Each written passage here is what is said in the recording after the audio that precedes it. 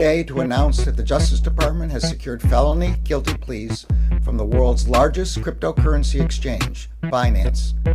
Actually, it's Binance. Binance. Binance. Largest virtual. Binance. Binance. And let me be clear. It's Binance. Binance. Binance. Council has discussed crypto regulations and legislations at length, and we have come to the conclusion that instead of regulating, we are going to ape a fat bag each into laptop and pump it to over $1,300,000,000,000,000,000,000,000 market cap. Let's fucking go, crackheads.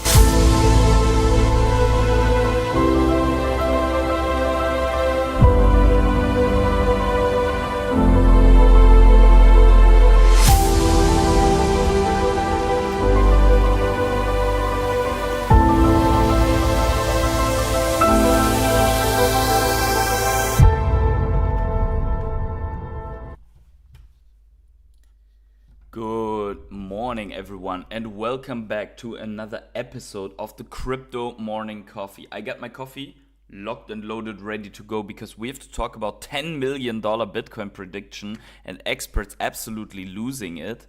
Or maybe not, right? Maybe there is a lot of substance to it, and we will see these prices one day.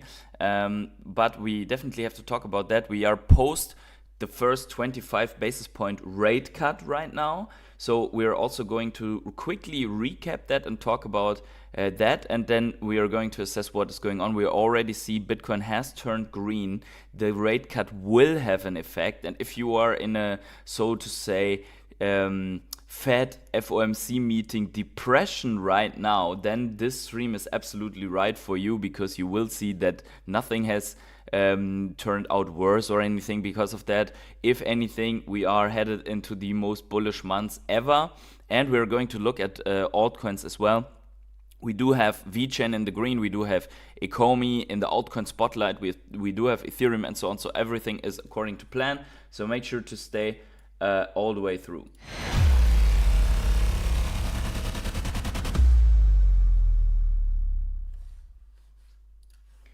So good morning to each and every one of you. We are back with the Bitcoin chart and assessing our current situation. And I see you guys are also ready for the coffee in the chat. So let's have a deep sip of coffee here while we are going into this.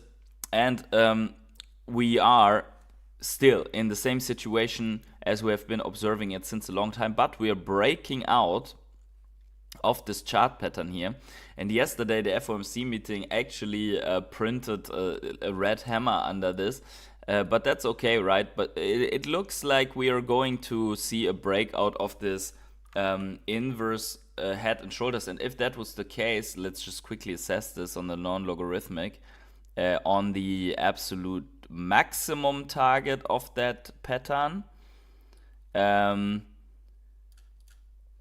We would get to 125,686, which would be a new all-time high. Okay, so we are definitely, if we were to close this, right, there's 18 hours on the day, so we did not have confirmation to close outside of this overhead resistance, small overhead resistance here. But if we were to, we should go to new all-time high and also break out of this all-time high range that we have here, right? So that all in all is bullish, and of course it's driven by also by what happened yesterday, right? And it takes some time to take economic effect, right? Such a rate cut, but we have the rate cut, and that is good. And yesterday we also hinted to that there are going to be more rate cuts. So the question is that the right ignition for our altcoins to get pumped up into the sky? Probably, likely. So there we go. You see them all flying here. So hopefully those are your altcoins. Quick recap. So yesterday we did have the Fed cut 25 basis points. Powell says it was a risk management cut.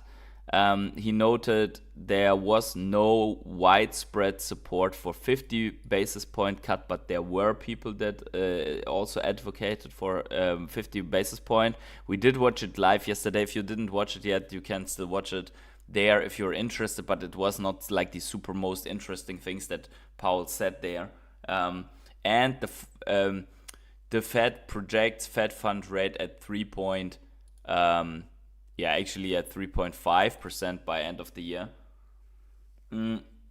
So those are from 4 down to from 4.25 down to 3.76. Maybe that's meant here. I don't know. Hiring rate is low, layoff rate is low, labor demand has softened, the downside risk of employment had risen, while unemployment rate remains low, it edges up. Both supply and demand have come down sharply. So regarding inflation, he said, we have begun to see goods prices showing through to higher inflation. Over the course of this year, we have kept our policy at a restrictive level. Growth of economic activity has moderated. Activity in the housing sector remains weak. And he thinks it was right to wait that long. Now, he also said that inflation is also a lot like driven by services. He mentioned that unemployment pressure is going away due to less immigration and so on, like a lot of factors that were mentioned, but there was no clear like bullishness. Like they underlined a neutral stance, right? That's basically what happened yesterday. So yeah, exactly. Powell nothing burger, right? That was basically what it was yesterday, unfortunately, because it could have been a bull pump stream. Now, because we did not feel so bullish, I got us a couple of bullish predictions here for us to listen, and then we can also discuss that a little bit. But let's listen first to Jack Malice, then we have Samson Mow, and we have Mike Novogratz. So let's listen to them and their predictions. Let's go. You see the price of Bitcoin heading? Higher. How much higher? A lot higher. My general framework from the highest level is human beings collectively, we own about $900 trillion worth of stuff. That's equities, the things behind us, real estate, precious metals, fine art, all of the things that we own. Half of that we're using as a savings account. We're owning the portfolio of companies or the art or the house to actually try and persist wealth into the future. I think Bitcoin's going after that market. It's going after a market of $400 to $500 trillion worth, and right now it's $2.5 trillion. So I think in purchasing power terms, Bitcoin can go up 100 to 200 times more from here. All right, so we know Bitcoin obviously is the most house. You see the price of Bitcoin. Okay, there we go. So 100 to 200 times from here easily, and that based on the money that is in the economy right now. Obviously, depending on money printing, it's even easier to reach the targets. Let's also listen to Mike Novogratz, because he has a similar, he has a 10x prediction, but let's listen as well. My side of the camera is that you're also a power company. You've got Helios out in Texas, going to grow that as well. It's part of the whole story. You got to make the power. Is there a bull case for not finding any more Bitcoin? I know it probably will be found, but if more of something is bad... No, there's no more Bitcoin. Like what's unique about Bitcoin as an asset is it was created with 21 million coins total. Period, end of story. There'll never be more than that. But not all those have been mined, is my point. Most of them, lots of them have been lost. There have been more Bitcoin lost than will be mined for the rest of eternity. And so you've got this idea of a fixed supply of something. And more people are being brought into the Bitcoin tent. More and more people are realizing this is a story that they want to care about. And so once Larry Fink said BlackRock's getting behind this, right? All that pushing the snowball uphill, that started rolling downhill. And now we've got all these treasury companies buying Bitcoin. We've got sovereign wealths buying Bitcoin. We've got retail investors buying Bitcoin. There's easier ways to get it. And so the adoption of Bitcoin as a macro asset, as an asset to save money in, I think that's now a ball rolling downhill. And the bull case becomes that over time, young people care about it more than old people. And so gold slowly gets replaced by Bitcoin. And so if you look at gold's market cap and Bitcoin's market cap, Bitcoin has a long way to go, right? 10x. Wow. And so that's 1 million Bitcoin just to be where gold is. And I think gold could go from 3,000 to 10,000. Okay, there we have it. Stu will like this. Stu will like this a lot. That Mike Novogratz said that gold will go to 10,000. His prediction 8,000. We know it all. Canada dropped rates 1/4 point as well. That is obviously also good. But here we have it, right? We have Jack Mallers talking more about the wave of money and liquidity that is coming in. Mike Novogratz talking about scarcity that the asset brings with it, right? So this wave hits the scarcity, and right now all predictions are made based on the assumption that there are 21 million Bitcoin, but because the number of lost Bitcoin is not fully known, and I think what this moderator or this TV guy meant about Bitcoin, more and more Bitcoin being found, is actually that people find their key to a wallet or so. But this will, I mean, if it didn't happen now, it's becoming more and more scarce that in terms of event that someone finds a key or so, or remembers how that was, or gets access to his hard drive with Bitcoin on it and so on, right? It will still happen, and people will be tremendously rich if they were basically forced to hodl by forgetting their stuff and then remembering again, but or finding where it was written. But it will be more and more scarce, and then we will see that there are wallets that will stay untouched, right, for a long time, and then the actual scarcity becomes more and more clear, which leads to then people rewriting their cases on where Bitcoin can go, and then this wave of money that is coming in is going to be bigger and bigger. So I think that is taking part. Right now, let's see the most bullish of them all from Samson Mow here. I really like the statement though. Let's listen to this. As Bitcoin becomes the new world reserve asset, the price will go up. Mm-hmm. It'll go to 1 million. It'll go to 10, and then it'll reach $sat parity.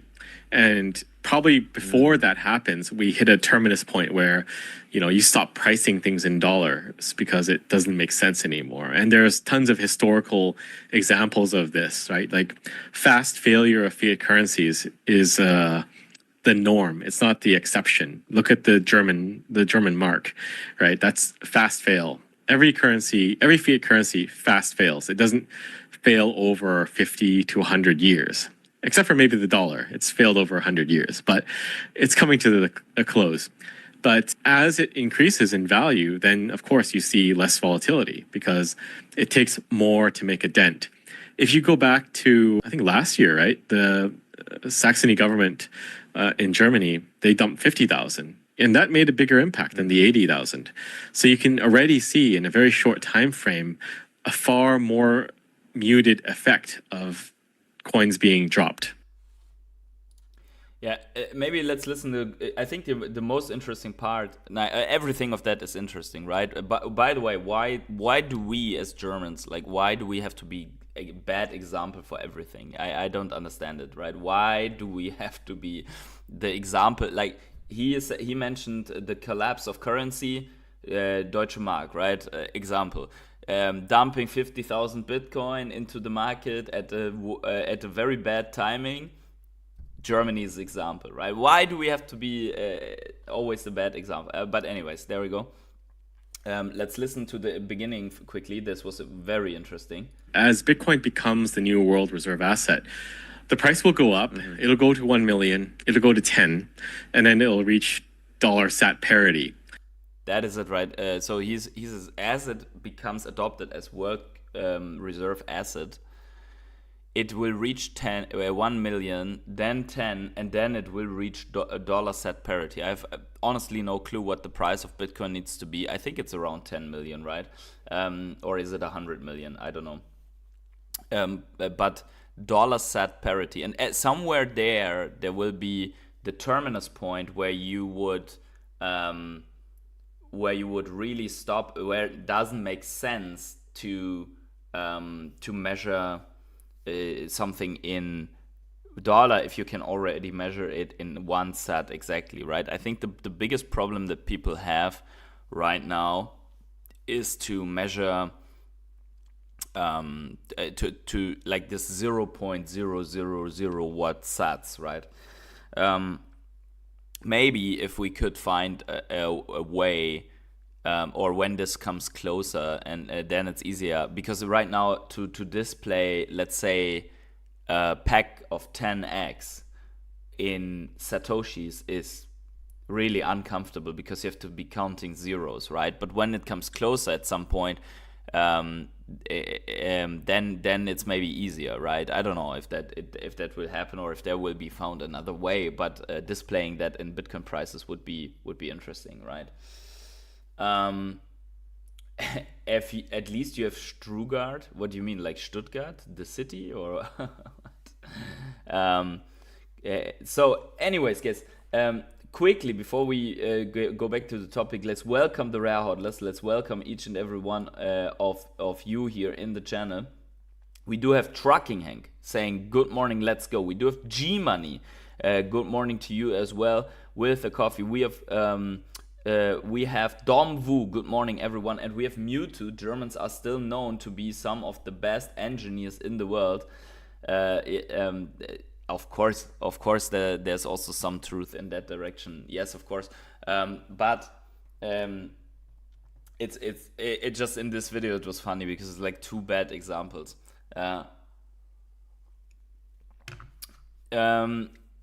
And I welcome also everyone else that is here frequently, like Björn BCY is here.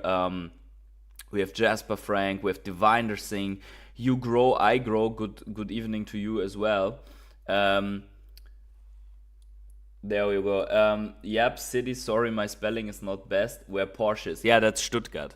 It's Porsche and Mercedes. Yeah, very true. Of course, that we have that. We have a lot of nice cities, but still, like as I said, I think in the stream yesterday, we have to be careful in Europe in general that we don't regulate everything to death and by that become an open air museum by not having technology and innovation. I mean, where is this engineering where Europe is also like flying reusable rockets to the moon, right? Where are the big AI companies? Where are the new technologies in automobiles? I don't know, right? Where is we should already be at solar panels everywhere running on next to free energy, right? So at least that is my vision, right, for how it should be, and I think we can copy a little bit from the more free entrepreneur faced market that we see in the US. Like not that the US is perfect, but in that sense that you can invent and build and grow more freely and not being slapped like by taxes and everything before you even make a dollar, right? That would be the dream, and then I think also Europe can find the turnaround.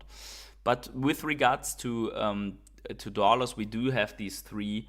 And by the way, Divine Singh, the kid is Jack Malice, and he's one of the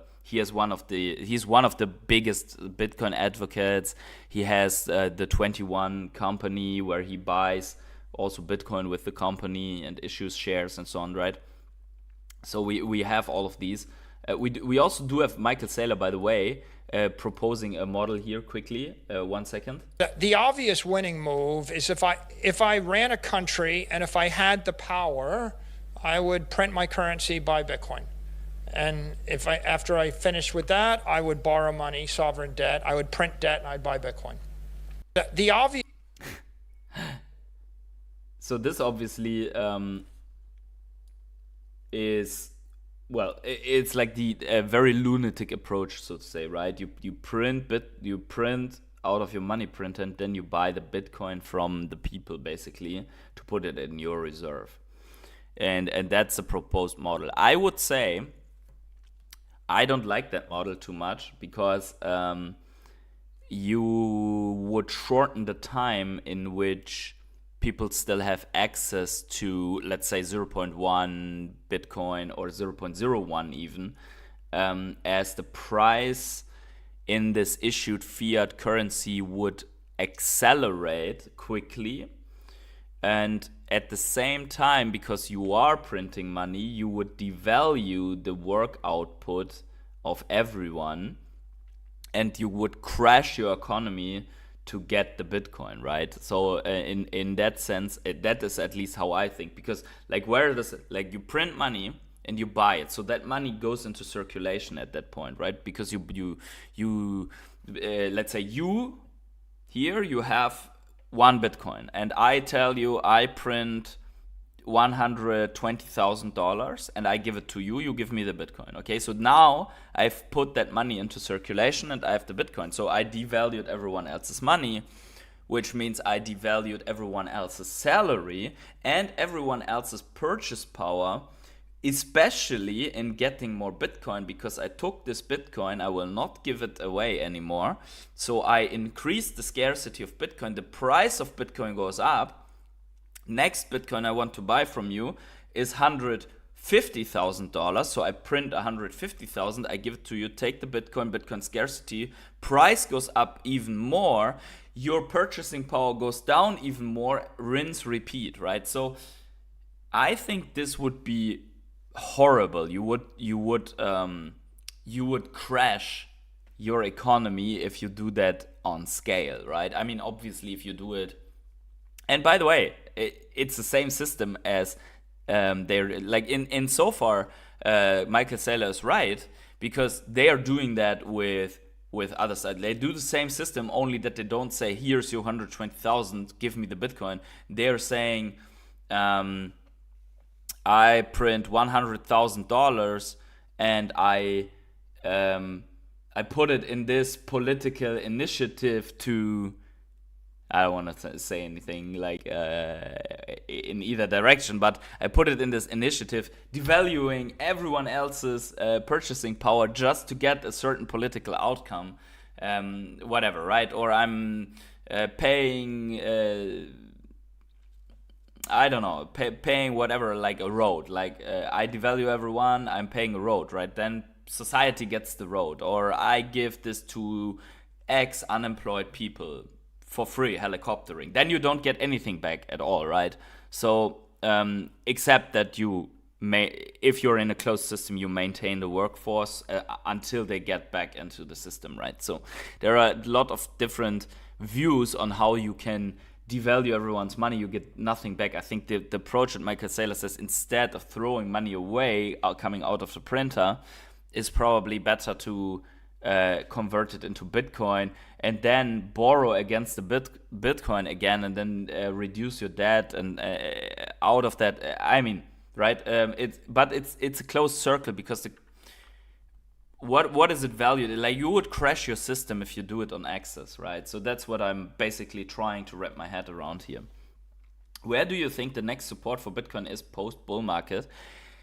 I'd say because of the energy cost, this is actually an interesting. What was the indicator for the energy cost?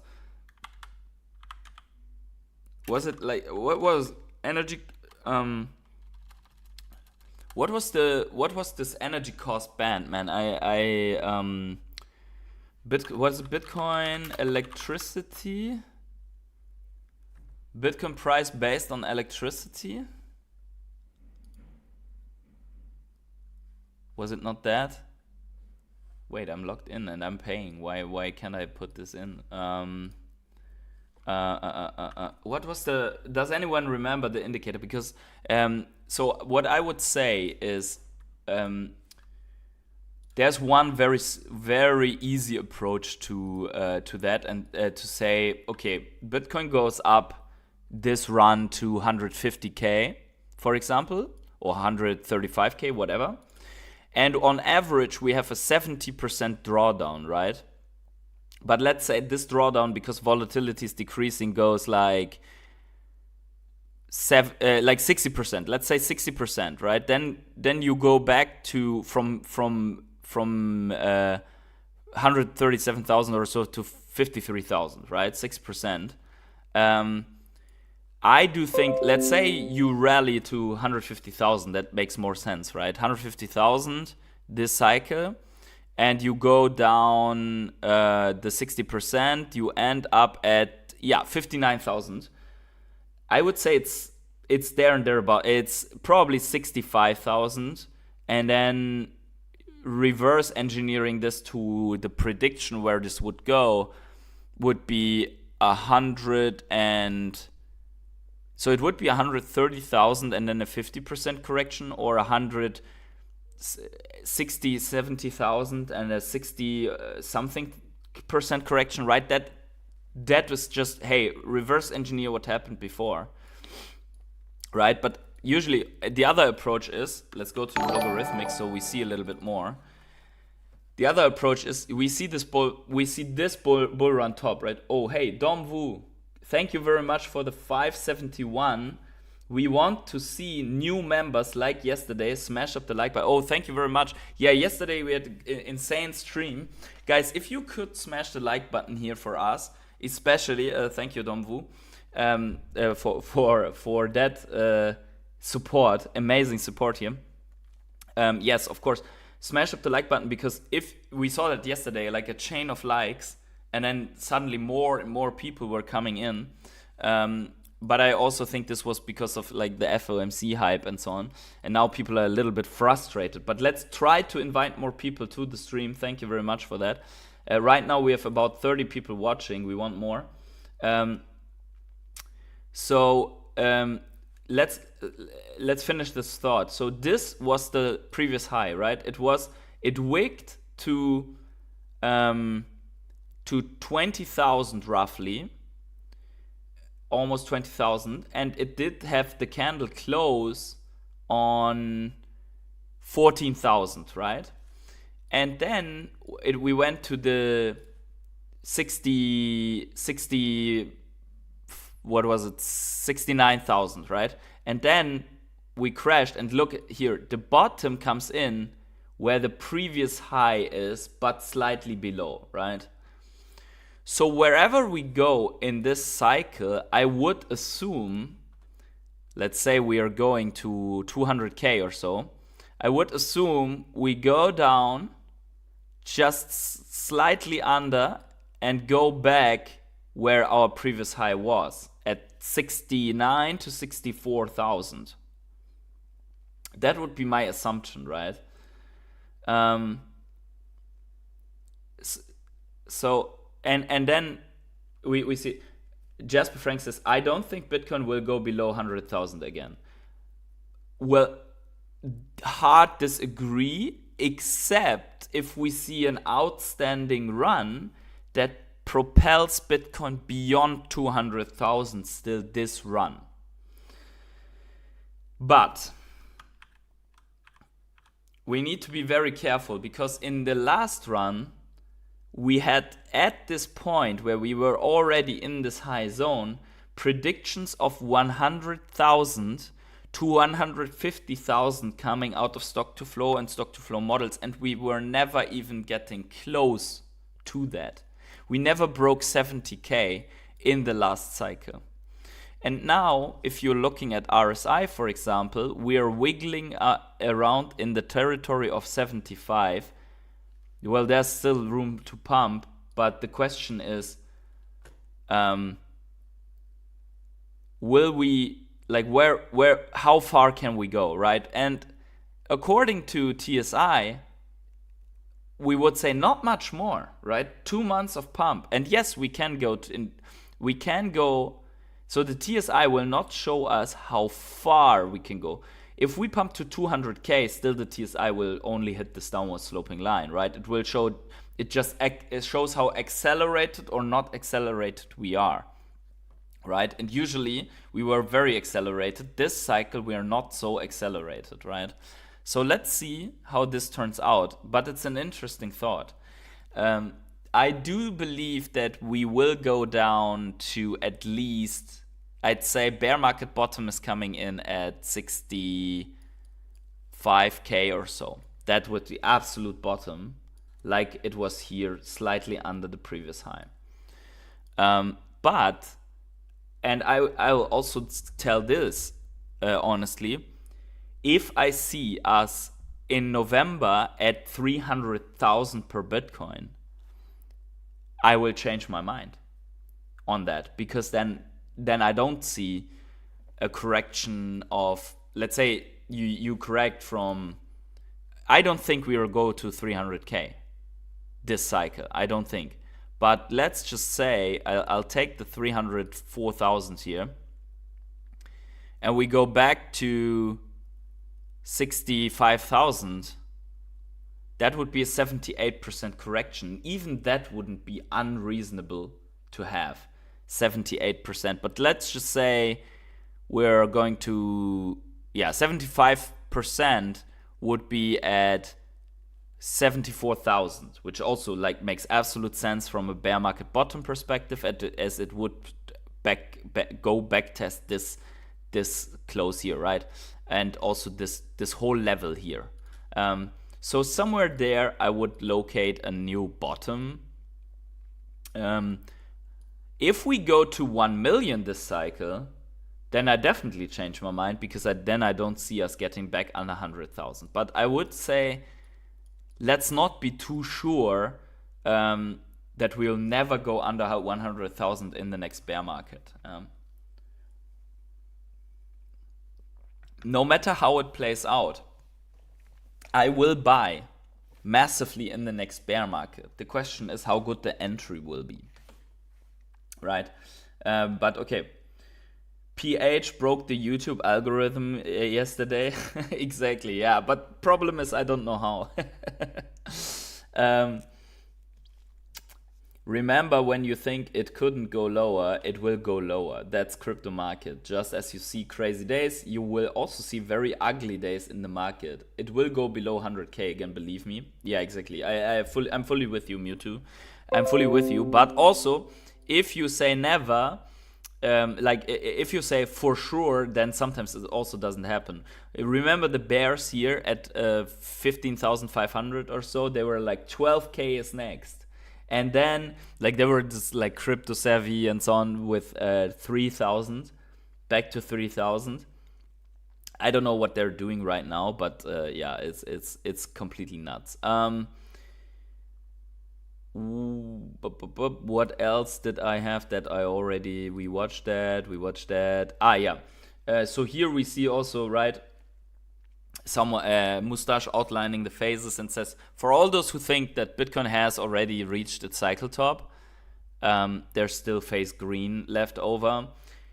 I would counter this and say this is a bi-weekly chart, so alone that thing here would put us well into 2026. And the question is, really, like, will that happen? And then we have to rewrite the theories, right, if that happens. If we are pumping throughout entire 2026, we have to rewrite our theories, and we have to throw some indicators in the trash, right? But so far, the indicators are not flashing top signal, like pi cycle and so on. If we would top without them flashing top signal, we can throw them away, right? What's your thoughts on XRP, and do you hold any? I don't hold any XRP. I do think it might do very well, but I'm not a particular fan of it. Let's go to the altcoins here also, as you were asking about altcoins. The question is, will there be a normal next bear market? Yes, I do think it will. And the reason for this is, it doesn't matter that there are institutions in right now, because everyone's like, oh, BlackRock is buying this. And MicroStrategy, listen, but MicroStrategy was buying also last cycle. And some others as well. Some institutions were buying already last cycle, and there was a bear market, right? This is driven by monetary policy.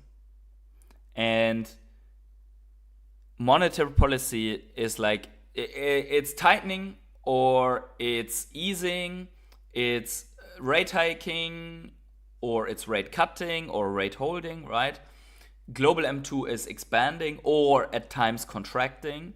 And there is a very good correlation between global M2 and the Bitcoin price in the long run. Okay, so and right now we have a global monetary expansion, and we might see actually that Bitcoin goes up into the next year. We might see it. I'm not sure right now. I am not ready to say okay, definitely happening. But if monetary policy is expanding throughout the next year, we might just see the cycle prolong, and then we'll see how the indicators work with that. But the moment that monetary policy is contracting, rate hiking and so on happening, then I do think that we will see a bear market out of that. And of course I can be wrong, like everyone else can be wrong, but we can't say, oh, Bitcoin is going up because global M2 is expanding and the Fed is doing stealth quantitative easing, and then say if the reverse of that happens, there will be no bear market. This logic doesn't add up to me, right? If the reverse happens, then there will be a bear market, just like when we had the crisis in 2022 and 3, basically happening, high rates, quantitative tightening, and global monetary going down, right? Global M2 going even down, right? Globally. So I think that's my reasoning for it. Yeah. Hey, Jimbo Lilingo, what's going on? Good to see you as well. But with retail coming more, understanding is growing, and institutions. Yeah, but you have to see, institutions can also sell. That means the bags that they are going to drop. I mean, we see it, right? On BlackRock. Why does BlackRock have outflows on bad days? Because rich individuals that hold BlackRock ETF are pressing the sell button. Okay, so MicroStrategy in itself will not have outflows, but everyone else can have outflows. All the asset managers, like take the Wisdom Tree, Franklin Templeton, Fidelity, BlackRock, all these, they will have outflows when there's bear market and inflows when there's bull market. The only ones that will not have outflows so far are the ones that follow the Michael Saylor strategy, which is Metaplanet, GameStop, Strategy, 21, Tom Lee's Ethereum company and so on, doing that the same thing on Ethereum. The problem is there are many more that we don't know the name of. They're also accumulating. What happens if one of these goes fails? They also have to liquidate Bitcoin to cover their losses. Some of these is my bet on the next bear market. Some of these would get margin called. They maybe overlifted themselves in this with this model. They become too greedy, like the exchanges in the last cycle. They become too greedy, and then they have to liquidate into falling price, accelerating the price falling, and then the next company that also has to liquidate more Bitcoin at a lower price to cover the loss that they made, right? The question is, think about these companies. They buy on debt, they have to service the debt, but the price goes down. So the share price goes down, people are selling, but they have to keep their share price up. So if these companies don't have a good cash flow, and now I ask you, what's the cash flow of, for example, GameStop? Well, it's their game stores and their business model, right? That's what gives them the cash flow to service then the debt that they took on to buy more Bitcoin. What if they don't have cash flow anymore, right? These get like Metaplanet, GameStop, and so on. Other companies also, we saw chemical companies. We saw it's like the same everywhere. You have to only hit a crisis in the segment where this company operates. That's my theory. I mean, it may not happen this way. Maybe there's another thing that forces a company. Also, if you have a company like, let's say Google buys Bitcoin, or Microsoft, the shareholders said no, but let's just say they buy Bitcoin at these prices, and the price goes down to 70K, and one of these companies, Fortune, I don't know what companies, have a financial problem, they will offload off the balance sheet to generate cash, have more liquidity to operate. They will offload Bitcoin. They will not be like, okay, before we offload Bitcoin, we just risk the entire operation. This is the problem with companies. They will always liquidate the Bitcoin before they risk the entire company. And I think it will happen at some point. We will see it, right? Company forced to liquidate, or the company goes bankrupt at all, and then the insolvency management, like they file for Chapter 15 bankruptcy or whatever, then these will, as it was with the exchanges, these will liquidate the crypto that these companies hold and pay the how do you say this, the lenders their money back first. Okay, so they will do that. They will not give out the Bitcoin to the lenders. They will liquidate the Bitcoin and give them the money in fiat terms back to them. So there's million scenarios how a bear market can hit again, in my opinion. Yeah, the question is only how hard, and this is debatable, right? Will we still see like 70% drawdowns, or will we only see like relatively shallow 50% drawdowns? If that's the case, then yes, a 200,000 Bitcoin will only fall to 100K in the bear market, right? But we also know like there's massive manipulation going on and so on. Now, altcoins. Look at the altcoins. We have AVAX on the day, 8.7%. Memecore is leading the charge, 21%. Pengu, 10%. We have SPX, NEAR. Everything is like 5-ish%. Here we see 2.7% even only. We do have some companies, some coins pumping. We have Eigenlayer, Eigencloud, so previously Eigenlayer, they've rebranded, 32%. We have Avantis, 25%. We have Drift, 20%. What is this? We have Wormhole. Oh yeah, Wormhole. I remember someone recommended Wormhole. We have Wormhole, 22% here, leading in the other segment, but we have also Borg and DYDX and so on coming back. Also on the weekly, like we see some coins are doing like almost 4x on the week. So this is definitely pointing into the direction that we are going to have a fat altcoin season. Here we have APX with 337% going nuts.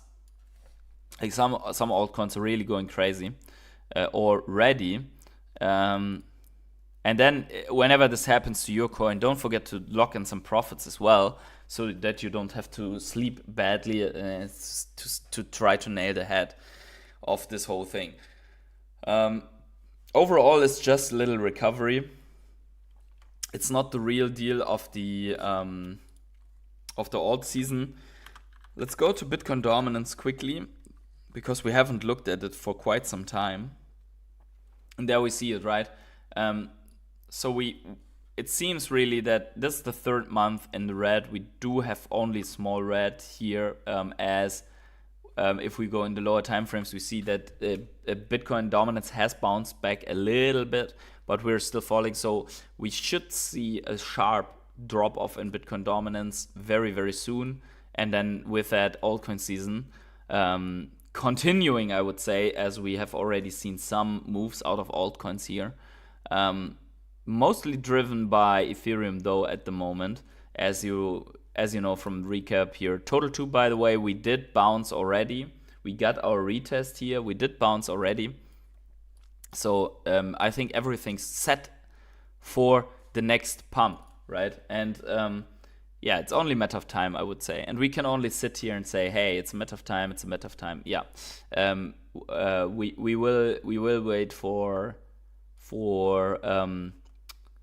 the market to make its move, basically, where Bitcoin dominance falls, where let's look also the DXY.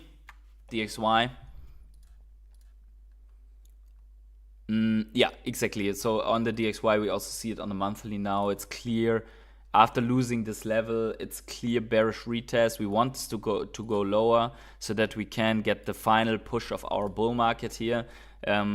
Hopefully going back to this level. I think now with the rate cuts also, that is the trajectory that we are facing. So we do have the next rate cut, relatively high likelihood in 40 days. Until then, we will see a bunch of economic data coming in that will either increase or decrease the chances that this happen, but very likely it's going to happen, and therefore the DXY goes down, and therefore the risk on assets will pump. DXY going down is good for risk on assets. The green boxes are our last two bull runs, so we see what happened there. So if we were to get a drawdown here to this level, we would see a giga bull run happening, right? How do you feel about IMX? I do think IMX is great. I think IMX can do really, really well. It's placed 69 right now. It has a $1.5 billion market cap. I think IMX can do... I'd say IMX can do a 10x easily. 15 billion on IMX should be possible. It's also still down like almost 50% on the year. Let's check out the chart. Yeah, so we see IMX. I mean, IMX could, like, if you're a little bit more in those bigger coins, we also see like it held support. It's just coming out of the slump basically. So this is just the beginning of the move, I would say. Yeah, I mean, it has, of course, always like super low is the best time to buy, but it has done 67% move here. Although if you see like where it has spent most of its time, we do see, is that the maximum chart though? Let's see if there's a little bit more on KuCoin, right? But going back to its high in November, when it was listed on all those exchanges, would be from here another, yeah, it would be a 10x to go back to its all-time high, 10, 11x. So I think that's definitely possible.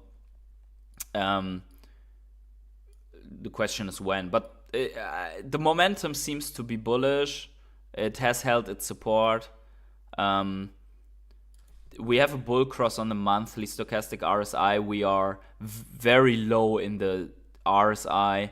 We are about to cross bullish on the MACD in the next month or so. So I'd say IMX it could be a buy. Okay. So sorry, was a call coming in. So I'd say IMX might be a buy, and then yeah, then we'll see. But 10x possible. It's still super big, right? The question is there any project that's like only a tenth of that size, like 150 million, that could also go like this, and then it would be 100x? That's always the question. Like, what do you want to achieve? Do you have a bunch of money and want to double it? Sure, then I think IMX is the right pick. If you only have like $10 available because you are in low income country or so, then maybe going with a $10 to $50 or something like that is not the right move. Nice, I got a bag at 0.50. Don't expect much more than 5x, not a moonshot bag, just something with a good, solid, low risk potential. Yeah, I think laddering out then over time on this, like, let's say the trajectory goes like it pumps here, has small retest, pumps here, yeah, it goes beyond all-time high, and then it tops out, head and shoulders, right? Like locking in profits here, right? And then always leaving something to ride along is probably the best idea. People will, when this comes up here, outline that there is a gigantic double bottom, right? If that plays out like that. So we will see all of that degeneracy still, even though Bitcoin might top out. And this is also something that I wanted to highlight. Let's just say this is the top. we don't know that this is the top until we had something like this and then we drop, right?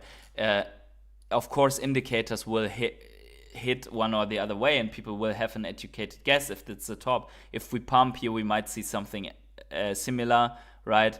Where we have sharp drop off, then a bounce back almost to that high, where everyone gets excited again and is calling the super cycle and that the bears are idiots. And then we might see our correction going on, right? So it might look something like that, like this. But we will only know that this was the top when we're basically here losing critical supports, right? Then we will know for sure. But in that time, there's like 2-3 months where altcoins will go nuts because everyone is bullish still, even though the top has already hit. If this was the top 1 month ago, for example, where we hit 124,000, then we still don't know it because we still think we're going to go higher, right? And this is the problem, that is going to hit over and over and over again because no one will really know. People will call the top, and then they will say, I was able to call the top, but they don't know for sure, right? Very likely they don't know for sure. I don't know for sure. So I think then in that time, like here, for example, how did people then thought this is the top, and then they made another top, right? So in all this time, like altcoins went completely nuts in all this time, and only here when we lost this level, then it was clear, okay, this is the bear market now, right? But we had already topped here, and only like 6 months later it was really confirmed. So keep that in mind, and that's why it's so important to ladder out, because you never know when exactly is the top. Of course, if you're only 1% in profit, then maybe not the best time yet to ladder out, right? And I'm trying to hold myself to that standard as well. But anyways, guys, for today, actually, 1 second, we need to look at Ecomi quickly, because I said we are going to look at Ecomi. So we are going to look at Ecomi on, where is my chart, on Gate.io. There we go. So Ecomi is nothing has changed that much, right? It really didn't care about yesterday. It just is forming these slow trickling down drawdowns. But it seems that sellers, I mean, let's say there would be still wallets that want to dump billions of OMI. Why don't they dump it here? The prices are way better than when they dumped it here, right? So it seems that there's some kind of a seller exhaustion happening where we might see something like this curving out, going sideways, curving out, getting into the next pump for Ecomi. And yeah, the indicator's cooling off. We see this on the daily. On the weekly, I think we could argue that this might be a bull flag that might go on for another week or so. I mean, today is the 18th of September. We still do have 12 days in Rectember. And yeah, so we might, I mean, this is way better than when we were here. Like all this time here, we are way better than that already. So let's see if we can continue bullish momentum there. Now, basically we've held now above this level for so long that I'm confident that we might stay above it, right? In this range here, basically that is big, might be bigger resistance, right? But yeah, that and the fact that OMI has now something to look at with the burns and with the trading and so on Stacker, so that is also important, right? But okay, so that was the quick look into OMI. Now really I have to jump. Guys, make sure to smash the like button, subscribe to the channel. Liking is the most important thing here, really, to push this channel out. And wherever you are on the world, have yourselves a great morning, evening, day, night, or afternoon. And I catch you in the next video live stream. Have a good one, everyone. And